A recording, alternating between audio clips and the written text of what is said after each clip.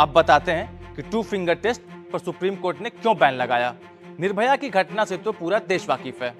Nirbhaya rape मामले पर सुनवाई के दौरान जब कोर्ट में बहस हुई तो कोर्ट ने टू फिंगर टेस्ट पर रोक लगा दी। साल 2013 में सुप्रीम कोर्ट ने सुनवाई के दौरान कहा, टू फिंगर टेस्ट अब से गैर कानूनी होगा क्योंकि ये वैज्ञानिक तरीका नहीं है और इसे इस्तेमाल में नहीं लाया जाएगा। ये तरीका मेडिकल लिहाज से बेकार है और औरतों के लिए अपमानजनक है।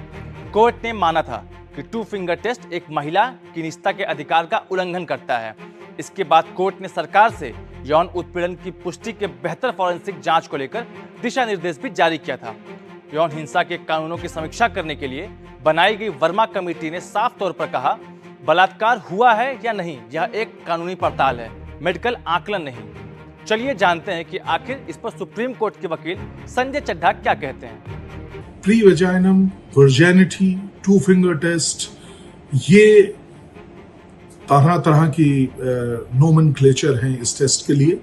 सुप्रीम कोर्ट ने आयोटा ऑफ जजमेंट्स में इस टेस्ट को बैन कर दिया है और पहले से ये जजमेंट्स आ रहे हैं और उनको तमाम हाई कोर्ट्स भी फॉलो करती हैं। और बल्कि 2022 का एक जजमेंट है झारखंड स्टेट का, state of Jharkhand versus Shailendra, उसमें यहां तक सुप्रीम कोर्ट ने कहा था कि अगर कोई डॉक्टर उस टेस्ट को फॉलो करता है तो वो मिसकंडक्ट के लिए लायबल होगा। सुप्रीम कोर्ट ने अपने एक जजमेंट में तमाम चीजों का जिक्र किया है। सुप्रीम कोर्ट ने कहा कि ये बिल्कुल किसी भी तरीके से ऑथेंटिक नहीं है, इसका कोई बेसिस नहीं है, साइंटिफिक बेसिस नहीं है, इसका कोई आधार नहीं है कि इस टेस्ट को किया जाए। डॉक्टरों ने किया टू फिंगर टेस्ट तो वो भी होंगे दोषी।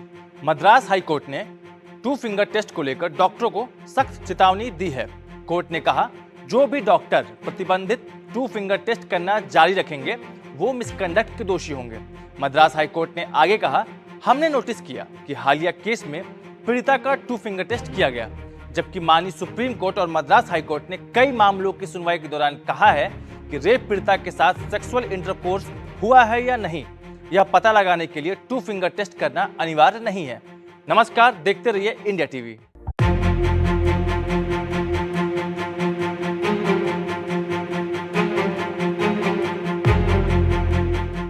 एक सभ्य और समझदार समाज की नींव महिलाएं ही तैयार करती हैं, लेकिन इसी सभ्य और समझदार समाज में कई बार महिलाओं संग रेप की घटनाएं देखने व सुनने को भी मिलती हैं।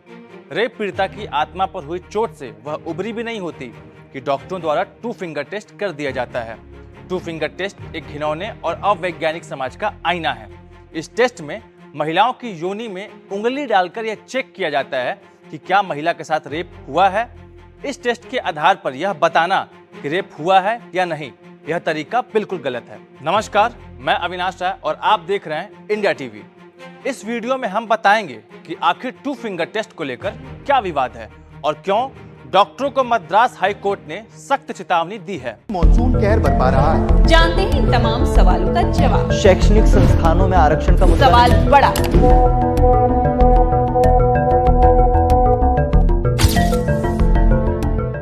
पहले जानते हैं कि टू फिंगर टेस्ट है क्या। टू फिंगर टेस्ट का इस्तेमाल रेप के आरोपों की जांच के लिए होता रहा है। इसके तहत पीड़िता के गुप्तांग में 2 उंगलियां डालकर यह चेक किया जाता है कि रेप की कथित घटना में पेनिट्रेशन हुआ है या नहीं। दरअसल रेप के मामले में सबूतों को जुटाने का यह एक पारंपरिक तरीका था। रेप जैसे मामलों से निपटने को लेकर WHO ने एक हैंडबुक जारी किया था। इस हैंडबुक में WHO ने कहा कि टू फिंगर टेस्ट की जरूरत नहीं क्योंकि यह अवैज्ञानिक तरीका है। सुप्रीम कोर्ट ने भी इसे अवैज्ञानिक माना। चलिए जानते हैं कि इस पर महिलाओं के अधिकारों की लड़ाई लड़ने वाली एक्टिविस्ट पारुल खेड़ा का क्या कहना है।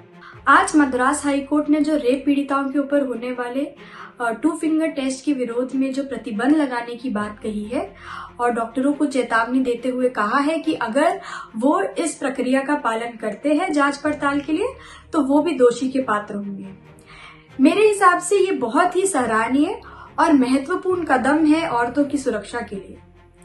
जब एक महिला, एक औरत, एक बच्ची जब एक ऐसे जिगन्य अपराध से गुजरती है तो सिर्फ ना कि उनकी शारीरिक बट मानसिक जो तनाव से वो गुजरती है, और उसके बाद एक ऐसी प्रक्रिया से गुजरती है जहां फिर उनको वही दर्द झेलना पड़ता है, वही मानसिक तनाव झेलना पड़ता है।